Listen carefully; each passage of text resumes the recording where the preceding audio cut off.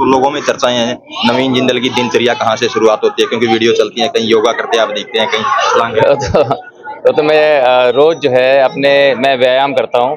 कभी सैर के लिए निकल जाता हूँ, कभी दौड़ के लिए निकल जाता हूँ, कभी घुड़सवारी के लिए। क्या कुछ तो डाइट वगैरह लेते हैं क्या? सात्विक के साथ साथ पौष्टिक भोजन जो है वो भी बहुत आवश्यक है।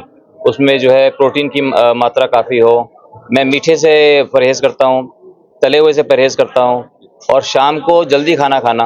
उत्कर्ष में हम कैथल के जगदीशपुरा गांव में पहुंचे हैं। आपको बता दें कि भाजपा प्रत्याशी नवीन जिंदल यहां पहुंचे हैं और रिस्पांस आप देखिए किस तरह से नवीन जिंदल का यहां लोग जोरदार स्वागत कर रहे हैं। और साथ में अगर मैं बात करूं, विधायक लीलाराम, सुरेश गर्ग नोच, राव सुरेंद्र सिंह भी मौजूद है और किस तरह से रिस्पांस नवीन जिंदल को मिल रहा है। तो आइए पूरी जानकारी के लिए बातचीत कर लेते हैं भाजपा प्रत्याशी नवीन जिंदल से। चुनाव प्रचार को लेकर क्या कुछ उनका कहना है। सर, सबसे पहले गाँव में जा रहे हो, शहर में जा रहे हो, किस तरह का चुनाव प्रचार आपका चल रहा है? देखिए बहुत बढ़िया चल रहा है। हम तो जहाँ जहाँ जा रहे हैं लोगों का बहुत हमें प्यार और आशीर्वाद मिल रहा है, जिसके लिए मैं लोगों का बहुत आभारी हूँ। तो सर, क्या कुछ डिमांड लोग कर रहे हैं और किस तरह से आप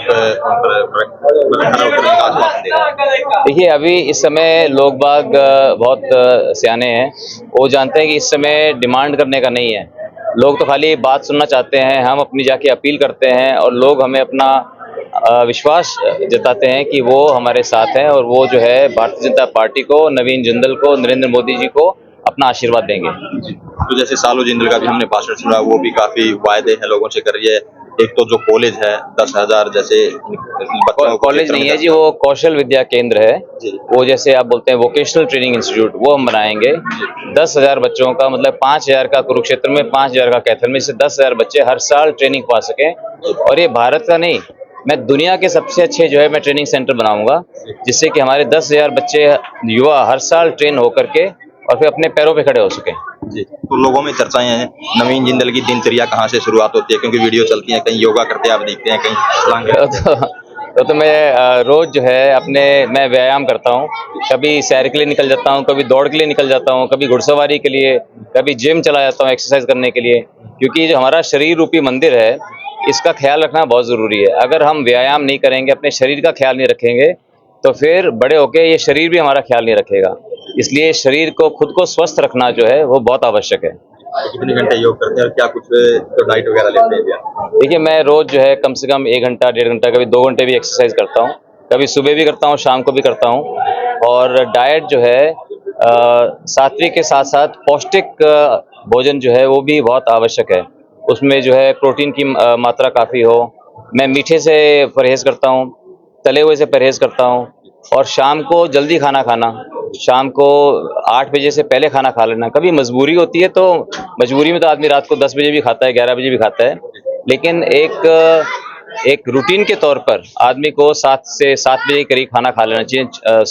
सूर्य छिपने से पहले खा लेना चाहिए। और फिर अगले दिन जो है 16 घंटे का ब्रेक देके, 16 घंटे का ब्रेक दे करके अगर हम खाते हैं, जिसको बोलते हैं कि इंटरमिटेंट फास्टिंग, उससे क्या होता है कि 16 घंटे जब आपने बॉडी को ब्रेक दिया, तो जो भी बचा हुआ खाना होता है बॉडी उसको ढूंढ ढूंढ करके, यहाँ तक कि कैंसर सेल भी बॉडी खुद खा जाती है। हमें बॉडी को मौका देना चाहिए कि उसको बिना खाने के रखें उसको। हम उसको बार बार जब हम कुछ ना कुछ खाते रहते हैं, कुछ खाया, फिर 1 घंटे बाद कुछ खा लिया, फिर 2 घंटे बाद कुछ खा लिया, वो हमारा जो शरीर है ऐसे बना ही नहीं। क्योंकि जब जब हम कुछ खाना डालते हैं, उस खाने को पचाने के लिए उसके अंदर बाइल्स इंजेक्ट होती है बॉडी को, तो वो जो है फिर सेहत धीरे धीरे, जब तक आदमी जवान होता है तब तक तो ये कर सकता है। उसके बाद अगर हम ये करते हैं तो फिर ये जो है शरीर के लिए अच्छा नहीं रहता। तो सर, आपने ये जो है ना राजनीतिक मौसम में सारा जो है, हाँ जी, तो लोगों से क्या आप भी बहुत फिट हो। तो लोगों से क्या कुछ अपील करना चाहोगे? देखिए मैं लोगों से मैं यही अपील करना चाहता हूँ कि लोग मुझे जानते हैं। मैंने 10 साल लोगों की मैंने सेवा की है। और जब 2014 में मैं चुनाव हारा था और जिसको जिताया था उसके बारे में भी लोगों को पता है।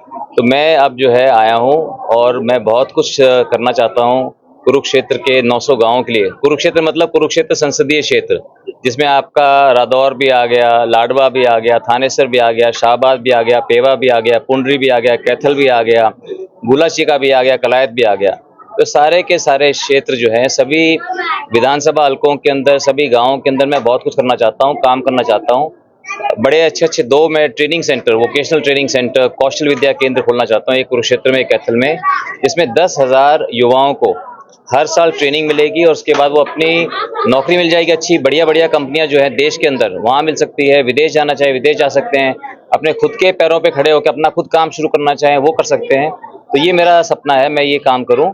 और जिस तरह से मैं पहले करता था, गांव-गांव के अंदर काम करता था, बुजुर्गों के लिए, माताओं के लिए, बहनों के लिए, युवाओं के लिए, युवाओं को जो है मैं चाहता हूँ वो नशे से दूर रहें, खेलों में रुचि लें और युवाओं के सामने जो है मैं खुद एक जो है अच्छा उदाहरण बनना चाहता हूँ, एक रोल मॉडल की तरह मैं बनना चाहता हूँ, क्योंकि लोग वो करते हैं जो नेता करते हैं, लोग वो नहीं करते जो नेता बोलते हैं। तो अगर मैं जो आपके सामने मैं अगर खुद अगर फिट रहने के बारे में, स्वस्थ रहने की बात करता हूँ, तो उससे बहुत से लोग, उससे लाखों लोग जो है प्रेरणा लेते हैं और वो भी फिर अपना ध्यान रखेंगे कि वो ठीक खाएंगे और ठीक से एक्सरसाइज करेंगे। तो मेरे सपने में बहुत कुछ करना चाहता हूँ और लोगों का आशीर्वाद ही हमारी भारतीय जनता पार्टी की ताकत है। इसलिए जहाँ जहाँ जा रहे हैं, बहुत सी जगह तो लोग मुझे ये बोलते हैं कि ये जो है चुनाव आपका नहीं है। तो पहले तो मैं सोचा भाई चुनाव मेरा नहीं है, तो मैंने कहा किसका है, बोला नहीं चुनाव हमारा है। तो लोगों ने जो है चुनाव की कमान जो है वो अपने हाथों में ले ली है और जनता जनार्दन है। आप देखेंगे कि किस तरह से एक तरफा माहौल से जो है यहाँ पर कमल खिलेगा। जी 10 साल बाद 10 साल बाद मोदी जी फील्ड में जा रहे हैं, कैसा माहौल नजर आ रहा है राजनीतिक माहौल आपका? बहुत बढ़िया माहौल है और लोगों ने जो 10 साल के अंदर जो माननीय मोदी जी ने जो देश में काम किया है, जिस तरह से कामों की रफ्तार तेज हुई है और हर वर्ग के विकास के लिए काम किया है, लोगों का विश्वास भारतीय जनता पार्टी के अंदर माननीय नरेंद्र मोदी जी के नेतृत्व में बहुत बढ़ा है और वो बढ़ चढ़ करके वो जो है अपना आशीर्वाद भारतीय जनता पार्टी को देंगे। नकारात्मक राजनीति से आप सॉरी, जो नेगेटिव प्रचारों प्रचारों कारण क्या है? देखिए नकारात्मक राजनीति, दूसरों के ऊपर लांछन लगाना, वो भी झूठे लांछन लगाना जो है लोग सब समझते हैं, लोग जो है बहुत सियाने हैं, लोग सब समझते हैं कि जिस तरह के लोग हैं, तो इसलिए कुछ कहने की आवश्यकता नहीं होती। आजकल अखबारों में सब कुछ आता है, आजकल अखबारों में आजकल सबको स्पष्ट हो गया है कि शराब का माफिया कौन है, शराब के माफिया के पीछे जो लोग हैं आज अंदर हैं, वो लोग जो है वही पार्टी जो है जो जो टेररिस्ट ऑर्गेनाइजेशंस हैं, जो आतंकी संगठन हैं, उनसे सैकड़ों करोड़ रुपए ले रही हैं। जो आतंकी संगठन देश को तोड़ना चाहते हैं, वो उनसे पैसा लेकर के हम उनसे क्या उम्मीद कर सकते हैं।